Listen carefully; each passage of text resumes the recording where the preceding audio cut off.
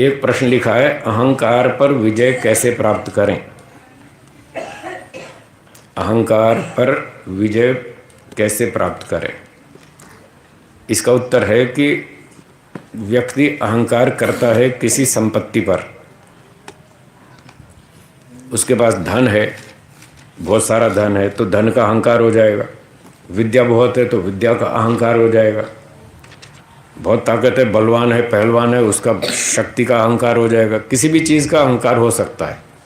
धन, बल, विद्या, बुद्धि, संपत्ति और जनसंपर्क, जनशक्ति आदि आदि किसी भी चीज़ का, सत्ता का, संपत्ति का अधिकार हो सकता है। तो जिस चीज़ का भी आपको अहंकार प्रतीत होता हो, उस पर यह विचार करें कि ये जो संपत्ति है जिसका मैं अहंकार कर रहा हूँ, क्या ये संपत्ति मेरी है? क्या ये मैंने उत्पन्न की है? क्या मैं इसको हमेशा अपने पास संभाल के रख पाऊंगा? ऐसा सोचें। अगर आप ऐसे सोचेंगे तो आपको अहंकार नहीं आएगा। कभी कभी लोगों को मैं जब ऐसे कहता हूँ ना कि आप 52 किलो के और मैं 80 किलो का, तो मुझसे टक्कर मत लेना, कई लोग इसको अहंकार समझ लेते हैं। ये अहंकार की बात नहीं है, ये सत्य बात। सत्य बोलना कोई अहंकार नहीं है।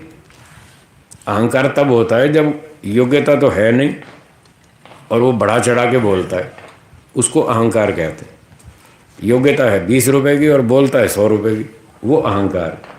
अगर 100 रुपए की योग्यता है और 100 रुपए की बोलता है तो फिर ये अहंकार नहीं, ये तो सत्य है। सत्य बोलना अपराध नहीं है। तो मैं सत्य बोलता हूँ, जैसी बात है वैसी बोलता हूँ। तो आप मेरी बात का अभिप्राय ठीक से समझें। आप ये ना समझें मैं बहुत अभिमानी हूँ, बिल्कुल अभिमानी नहीं हूँ। यहाँ बहुत सारे लोग बैठे हैं जो मुझे 20-30 साल से जानते हैं, जो 30-30 साल से मेरे साथ व्यवहार कर रहे हैं। आप उनसे पूछ लेना कि मैं अभिमानी हूँ या नहीं हूँ, वो आपको मेरी गारंटी दे देंगे। तो मेरी बात का उल्टा अर्थ ना निकालें, किसी का भी ना निकालें, ठीक ठीक अर्थ निकालें। तो अहंकार जो होता है वो तब होता है जब व्यक्ति के पास योग्यता शक्ति है कम और वो मानता है अधिक है, तो 20 रुपए की मानता है 100 रुपए की, तब उसको अभिमान आता है। और जो 20 की भी हो तो वो भी उसकी अपनी नहीं, वो भी ईश्वर की कृपा से है, विद्वानों की कृपा से, माता पिता की और दुनिया भर के लोगों के सहयोग से उसकी जो भी क्षमता बनी सो बनी, उसकी अपनी नहीं। तो जब आप इस तरह से देखेंगे कि मेरे पास जो भी धन, बल, विद्या, बुद्धि, शक्ति, सामर्थ्य है, वो मेरी ताकत से नहीं है, मेरी क्षमता उसमें केवल 1% है। कितनी? 1%। जब आप ऐसा देखेंगे तो आपको अभिमान नहीं आएगा। और आपकी है तो 1% और आप मानेंगे मेरी 90% है, तो अभिमान आएगा। ठीक है ना। जिस भी व्यक्ति के पास धन है, बल है, विद्या है, बुद्धि है, ताकत है, जो भी है, उसमें 90% योगदान ईश्वर का है। हाँ जी, 90% किसका है? हाँ, आप गिनती करते जाओ, लिखना हो तो लिख भी सकते हैं। आपकी क्षमता में, योग्यता में, सब प्रकार की जो भी योग्यता है, उसमें 90% योगदान ईश्वर का है। 5% योगदान प्रकृति का है, मटेरियल्स, जो आप शरीर का प्रयोग कर रहे हैं। मन, बुद्धि, इंद्रियां, हाथ, पांव, ये जितना भी आप खाना पीना, भोजन, वस्त्र, मकान, मोटर गाड़ी, इन चीज़ों का उपयोग कर रहे हैं, ये प्रकृति से बनी हुई चीज़ें हैं, ये आपकी नहीं है। प्रकृति से बनी हुई चीज़ें ईश्वर ने बना के आपको दी हैं। तो ईश्वर ने सारी चीज़ें दी, उसका 90%, और जिस मटेरियल से आप लाभ उठा रहे हैं 5% इसका भी है। तो अब कितना हो गया? 95% आपकी पूरी योग्यता क्षमता में 1% योगदान आपकी माता जी का है, जिन्होंने आपको जन्म दिया, पाला पोसा, खिलाया पिलाया, 20-30 साल तक खूब सारी सेवा की। आपकी माँ ने जो आपकी तपस्या की, आपकी योग्यता बढ़ाने के लिए, 1% योगदान उनका भी है। अगर आपकी माता जी इतनी तपस्या नहीं करती तो आप आज इतने योग्य नहीं होते। ठीक है ना। तो कितना हो गया? 96। 1% योगदान आपके पिताजी का है, उन्होंने भी बहुत तपस्या की आपके लिए, खूब मेहनत की, पैसे कमाए, लाखों रुपया खर्चा किया, दिन रात सेवा की, बीमार हो गए, चिकित्सा कराई, कहाँ कहाँ उठाए उठाए घूमते फिरे आपको, और बहुत सारी बातें बताई, बहुत से खतरों से बचाया, बेटा ये मत करना, यहाँ नुकसान हो जाएगा। तो 1% पिताजी का योगदान है, तब आपकी इतनी योग्यता बनी। कितना हुआ? 97। 1% योगदान उन सारे अध्यापकों का है जिन्होंने आपको LKG से लेके और यहाँ तक पढ़ाया है। कितने सारे टीचर्स ने आपको पढ़ाया, किसी ने हिंदी पढ़ाई, किसी ने इंग्लिश पढ़ाई, किसी ने गणित पढ़ाया, पहली कक्षा से अब तक। कोई CA हो गया, कोई MBA हो गया, कोई MTech हो गया। तो जितने सारे विद्वानों ने आपको पढ़ाया लिखाया, आपकी योग्यता बढ़ाई। 1% योगदान उन सारे अध्यापकों का है, विद्वानों का है, 98। और 1% योगदान देश भर के उन सब लोगों का है जो आपके लिए टेलीविज़न बनाते हैं, कार बनाते हैं, कंप्यूटर बनाते हैं, टेलीफोन बनाते हैं, मोबाइल फ़ोन बनाते हैं, ट्रेन बनाते हैं, हवाई जहाज़ बनाते हैं, अनाज पैदा करते हैं, कपड़ा बनाते हैं आपके लिए, घड़ी बनाते हैं, मकान बनाते हैं। अगर ये लोग आपको इतनी सुविधा नहीं देते तो आप इतने योग्य बन पाते? नहीं बन पाते। तो 1% योगदान उन देश भर के लोगों का है जो 24 घंटे आपके लिए तपस्या करते हैं। कोई बिजली बना रहा है, कोई सड़क बना रहा है, कोई डैम बना रहा है, कोई कुछ कर रहा है। अब कितना हो गया?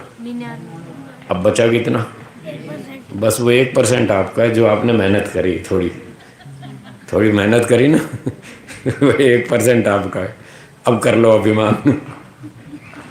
जो व्यक्ति 100 में से 1 नंबर लाए वो बहुत अभिमान करेगा, देखो मेरा 1 नंबर आया। विद्या प्राप्ति में पिता का माता का। हाँ, उन्होंने पैसे नहीं दिए, आपकी स्कूल फीस नहीं भरते तो आप कहाँ से पढ़ लेते?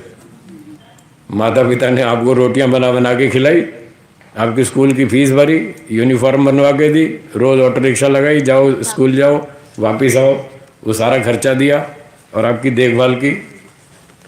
वो इतने नहीं करते तो आप कहाँ बनते? ठीक है जी।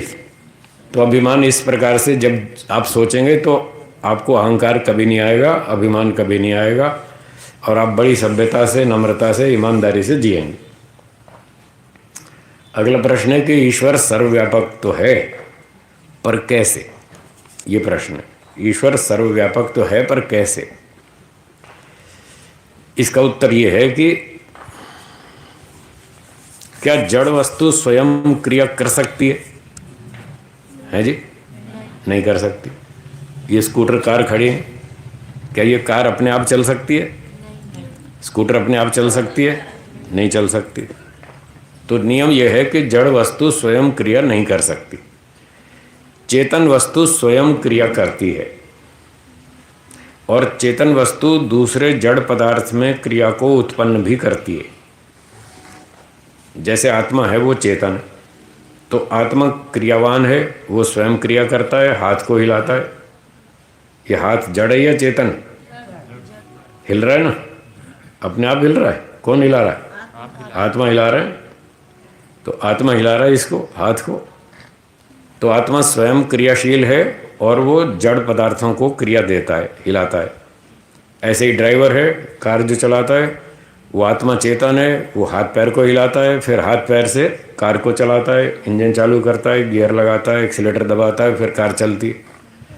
तो सारे दृष्टांतों से ये पता चल रहा है कि जड़ वस्तु स्वयं क्रिया नहीं करती और चेतन वस्तु स्वयं क्रिया करती है, और जड़ वस्तु में क्रिया को उत्पन्न करती है। अब इस नियम को समझने के बाद अब ये बताइए, पूरे ब्रह्मांड के अंदर, जितना लंबा भी ये पूरा ब्रह्मांड फैला हुआ है, इस पूरे ब्रह्मांड में क्या परमाणु हैं या नहीं हैं? हैं। क्या ये परमाणु क्रिया कर रहे हैं या नहीं कर रहे? आज की फिजिक्स की भाषा में बोलें तो एटम के अंदर इलेक्ट्रॉन घूम रहे हैं या नहीं घूम रहे? घूम रहे ना। वो जो इलेक्ट्रॉन घूम रहे हैं वो जड़ हैं या चेतन? जड़ हैं। क्या जड़ वस्तु स्वयं क्रिया करती है? नहीं करती। और इलेक्ट्रॉन जड़ है, वो घूम रहे हैं, तो इसको कौन चला रहा है? ईश्वर। क्योंकि चेतन के बिना जड़ वस्तु स्वयं क्रिया नहीं कर सकती। परमाणु पूरे ब्रह्मांड में फैले और प्रत्येक परमाणु में क्रिया हो रही है। उस क्रिया का कर्ता ईश्वर है। इससे पता चला कि ईश्वर पूरे ब्रह्मांड में फैला हुआ है। हो गया सर्वव्यापक, ऐसे सिद्ध होता है। चलिए अगला प्रश्न। प्रकृति नित्य है जी। है जी, प्रकृति नित्य है, नित्य। प्रकृति नित्य है और ये सब बना जगत अनित्य है। हाँ ठीक है। नित्य से नित्य ही बनना चाहिए। नित्य से जो चीज बनती है, जो चीज बनती है वो टूटेगी या नहीं टूटेगी? तो इसलिए जगत अनित्य है क्योंकि ये बना है। प्रकृति नित्य है इसलिए नित्य है क्योंकि वो बनी नहीं है। जो चीज बनती है वो टूटती है, जो बनती नहीं वो टूटती नहीं। तो जगत तो बना है, फिर नित्य कैसे हो जाएगा? वो निराकार है, साकार है। कौन? प्रकृति। प्रकृति साकार है। ठीक है, प्रकृति साकार है, जगत साकार है। पर प्रकृति नित्य है, वो बनी नहीं। जगत बना है इसलिए अनित्य है।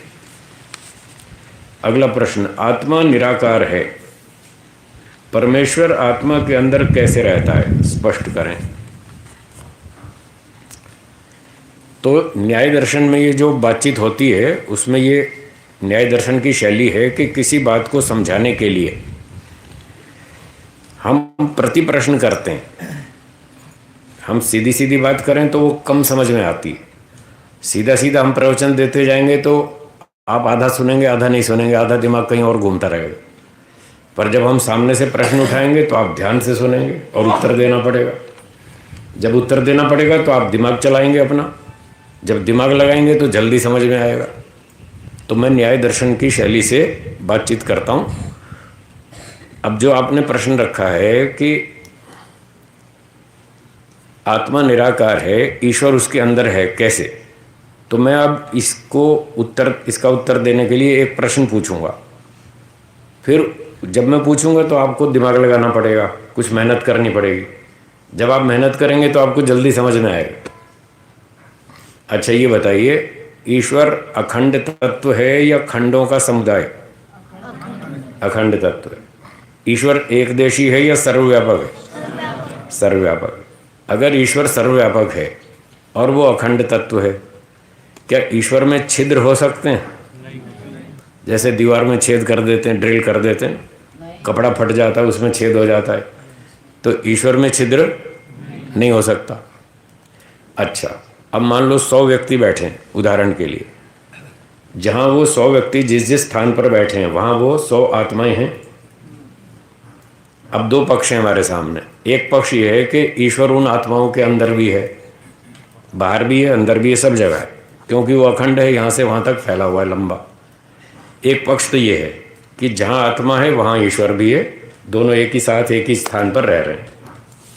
दूसरा पक्ष ये है कि जहाँ आत्मा है वहाँ ईश्वर नहीं है, क्योंकि प्रश्न में यही पूछा गया है कि आत्मा के अंदर ईश्वर कैसे, यही पूछा है ना। तो यदि ये मान के चलें कि जहाँ आत्मा है वहाँ ईश्वर नहीं है, तो इसका अर्थ क्या बनेगा कि 100 आत्माएं हैं, तो जहाँ जहाँ वो 100 आत्माएं हैं उस स्थान पर तो ईश्वर है नहीं। तो इसका अर्थ हुआ कि उसमें 100 छिद्र हो जाएंगे। ये बात समझ में आई?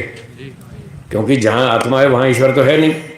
अगर ईश्वर नहीं है, उसके चारों ओर ईश्वर है और बीच में आत्मा है, वहाँ ईश्वर है नहीं, तो ईश्वर में 100 छिद्र मानने पड़ेंगे।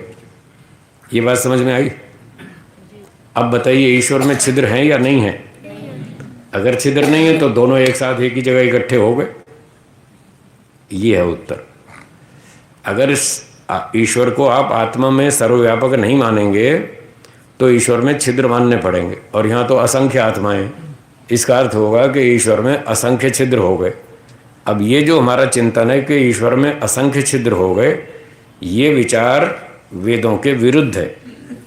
तो न्याय दर्शन में लिखा है कि जो हमारा चिंतन, ऊहा, विचार वेदों के विरुद्ध हो, शब्द प्रमाण के विरुद्ध हो, अनुमान प्रमाण के विरुद्ध हो, प्रत्यक्ष प्रमाण के विरुद्ध हो, वो झूठ है, वो गलत है, उसको छोड़ देना चाहिए। तो इस प्रकार से, क्योंकि वेदों में भी बताया कि ईश्वर सर्वव्यापक है, उसमें छिद्र नहीं होता। सपर्यगात शुक्रम अकायम अव्रणम, ये अव्रणम शब्द है जो कहता है ईश्वर में छिद्र नहीं होता। इससे सिद्ध हुआ कि ईश्वर व्यापक है, वहाँ भी व्यापक है जहाँ जीवात्मा है। ये हो गया उत्तर। कैसे? हैं? कैसे आया ना? कैसे बता तो दिया कि अगर आप जहाँ आत्मा रहता है वहाँ ईश्वर भी रहता है, दोनों एक साथ रहते हैं। नहीं, वो कैसे कैसे रहते हैं? सुबह उदाहरण दिया था, जैसे रसगुल्ले के अंदर रहता है ऐसे रहते हैं। रसगुल्ले के अंदर भी है और बाहर भी है, ऐसे रहते हैं दोनों। हो गया। भट्ठी में 10 फाई देंगे जी तो दसों गर्म हो जाएंगे। हैं? भट्ठी में 10 फाई देंगे, हाँ 10 गर्म होंगे, लाल हो जाएंगे। हाँ, ठीक है, ठीक बात है। चलिए, पढ़ाई करते समय कान से सुनते और बोर्ड पर ध्यान होता है, पर दिमाग में कुछ और ही बातें चलती रहती हैं। ठीक बात है ना? पढ़ाई करते समय बोर्ड पर ध्यान होता है, कान से सुनते रहते, दिमाग में कुछ और बातें भी चलती रहती हैं, साथ साथ चलती है ना। इसका क्या समाधान है? तो इसका समाधान है कि पहले तो कारण ढूंढ लो, ऐसा क्यों होता है। इसलिए होता है कि पढ़ाई में पूरी रुचि नहीं है। क्या बोला? पूरी रुचि नहीं है, आधी रुचि है और आधी कहीं और घूम रही है। कुछ और चीज़ें जो हमें अच्छी लगती हैं उसके बारे में हमारा दिमाग आधा उधर घूमता रहता है। रुचि कम है इसलिए हम पूरा ध्यान नहीं लगाते पढ़ाई में, इसलिए वो दिमाग में बाकी बातें भी घूमती रहती हैं।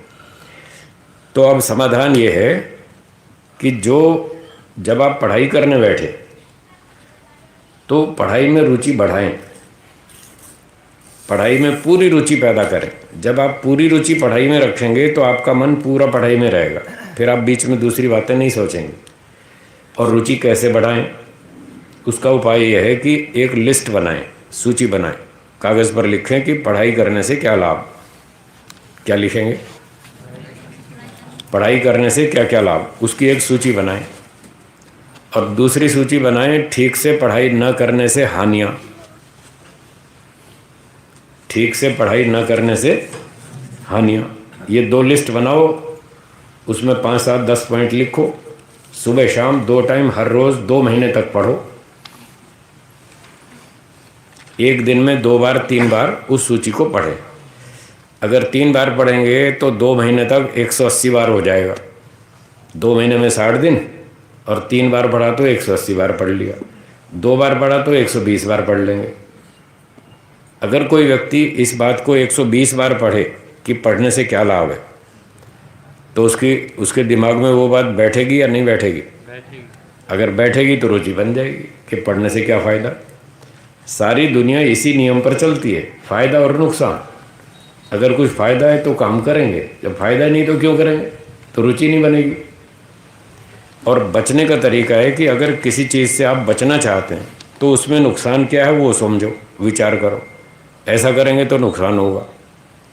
सिगरेट पीना अच्छा या बुरा? क्यों? इसमें फ़ायदा होता है कि नुकसान? नुकसान समझ में आ गया? जिसको नुकसान समझ में आ जाएगा वो सिगरेट नहीं पिएगा, उससे बचेगा। जिसको शराब पीने में नुकसान दिखता है वो शराब नहीं पिएगा, और जिसको नहीं दिख रहा वो पिएगा। उसको है सरकार का फिर टॉपिक बदल दिया ना। फिर वही तो बात थी। सरकार तो लाइसेंस दे देगी, उसको तो पैसे कमाने हैं, उसको तो टैक्स मिलता है, वो तो दे देगी, पियो भाई। पर ये तो हमको भी सोचना है ना कि पिए कि नहीं पिए। तो जिसको हानि दिखेगी वो शराब सिगरेट नहीं पिएगा, और जिसको हानि नहीं दिखती वो पिएगा। तो हर चीज़ में ये नियम लागू होता है। जिस भी काम को आप करना चाहते हैं उसमें रुचि बढ़ाएं, आपका मन उस काम में टिकेगा। और जिससे बचना चाहते हैं उसके नुकसान देखें, बार बार विचार करें, उसका नुकसान समझ में आएगा, आपकी रुचि वहाँ से ख़त्म हो जाएगी, आप उस काम को छोड़ देंगे, नहीं करेंगे। तो पढ़ाई में रुचि बढ़ाएं तो आपका मन पढ़ाई में टिकेगा और पूरा दिमाग वहीं रहेगा पढ़ाई में, फिर बीच बीच में बाहर नहीं उड़ेगा। अगला प्रश्न है कि हम कोई भूल कर देने से और खुद को मालूम पड़ जाने से हम दंड लेना चाहिए, ऐसा बताया जाता है। वो दंड की स्वरूप कैसा होना चाहिए?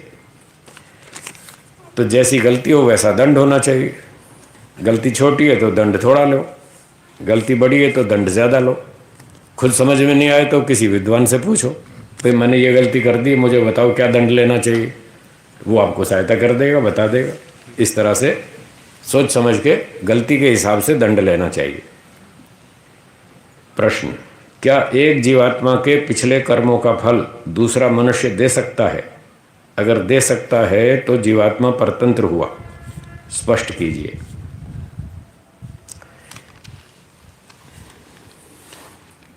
एक जीवात्मा के पिछले कर्मों का फल, ये पिछले शब्द को और स्पष्ट करें। इस जन्म के पिछले या पिछले जन्म के कर्म?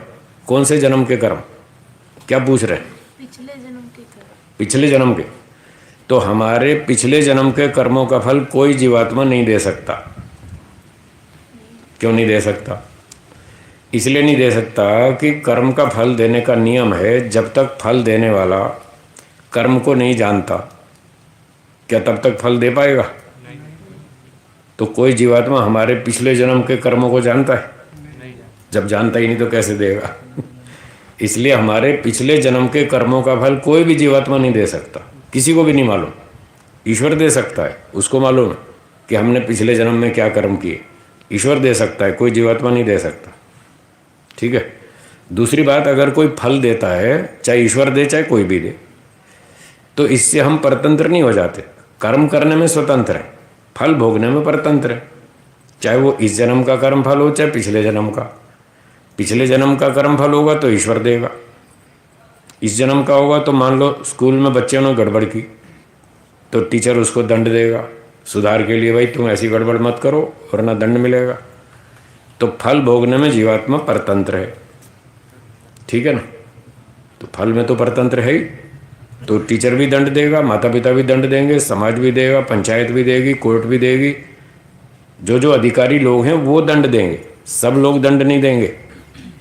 जिन जिन को दंड देने का अधिकार प्राप्त है वही लोग अपनी फील्ड के हिसाब से उस अपराधी को दंड देंगे।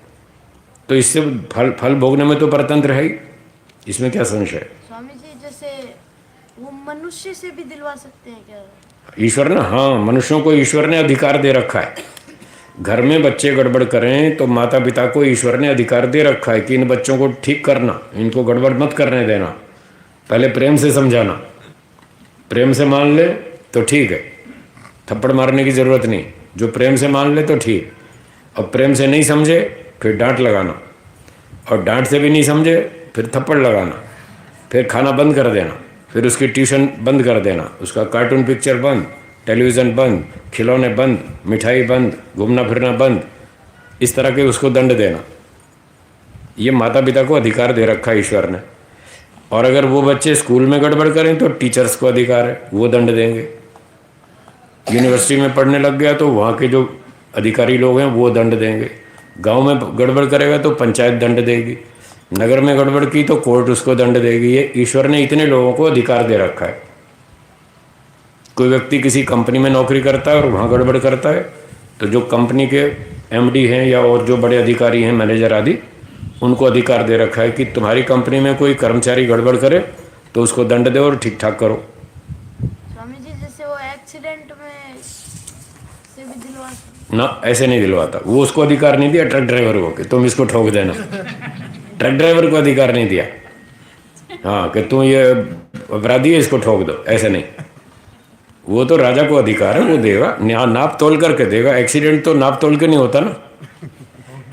कर्म का जो फल होता है वो नाप तोल कर होता है या कुछ भी? तो एक्सीडेंट कोई नाप तोल के होता है? इसकी 3 हड्डी तोड़नी, इसकी 2 तोड़नी, ऐसे नाप तोल के थोड़ी होता है। एक्सीडेंट में तो कुछ भी होता है। तो जहाँ कुछ भी होता है वो कर्म फल नहीं है, कर्म फल हिसाब से होता है। तो वो कोर्ट में होता है, नाप तोल के दंड दिया जाता है। इसको 3 साल की जेल, 50,000 रुपये जुर्माना, वो नाप तोल के होता है, वो होता है कर्म फल। तो एक्सीडेंट कर्म फल नहीं है।